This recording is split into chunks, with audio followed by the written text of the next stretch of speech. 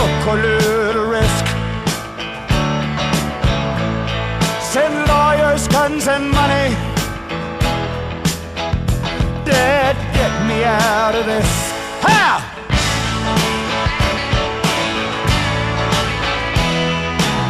If you were stopped by the police, especially at night, and the officer had any suspicion that you might have been drinking, he will have conducted a horizontal Gaze Nystagmus test. You may have some questions about this test. Here are some answers. Nystagmus is an involuntary jerking motion of the eyes. There are hundreds of known causes of nystagmus, and there are many different types of nystagmus. WrongDiagnosis.com lists over 300 known causes of nystagmus. Some people even have nystagmus for no known reason. Horizontal Gaze Nystagmus, or HGN, is one type of nystagmus that police use as a field sobriety test. It involves following a moving object, or an object held off to one side. The National Highway Traffic Safety Administration has studied and standardized the HGN test, which is incorporated into the training police officers receive on field sobriety tests. Properly administered, the test begins with checking the eyes for equal pupil size and equal tracking. This step can reveal some of the medical conditions that cause nystagmus, though many officers omit this step. There are 3 clues or signs that officers are trained to look for. The first is a lack of smooth pursuit. This is a jerkiness while the eyes are following a moving object. It should take 4 seconds for the stimulus to get from one side to the other.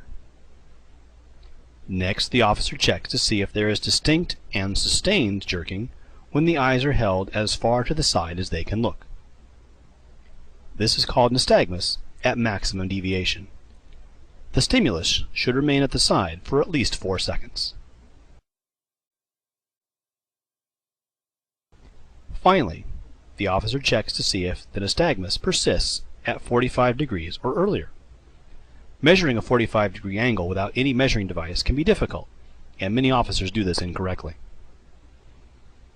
Once again, the stimulus should remain stationary for at least 4 seconds.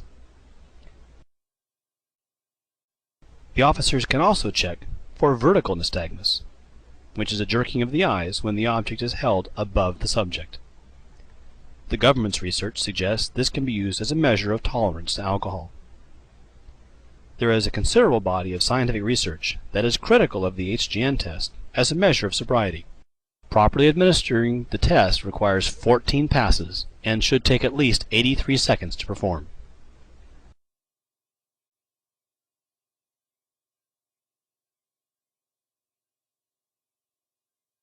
The government's own instructions caution the officers that if the test is not performed as standardized, the validity is compromised.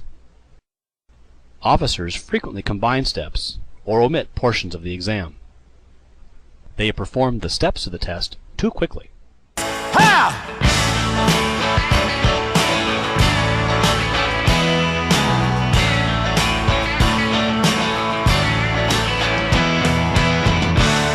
I'm the innocent bystander. Somehow I got stuck between the rock and the hard place, and I'm down.